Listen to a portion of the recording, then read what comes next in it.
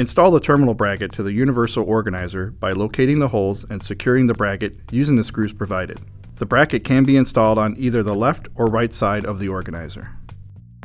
Install an Evolv terminal. Locate the slots on the Corning Evolv terminal closure and slide them onto the legs of the bracket. Secure the terminal to the organizer using the hold-down strap. Install a hardened terminal. Align the top hole of the terminal with the hole in the bracket. Install the bolt through the bracket and into the closure so the hex head is towards the outside of the pedestal. Secure the terminal to the bolt using the nut provided.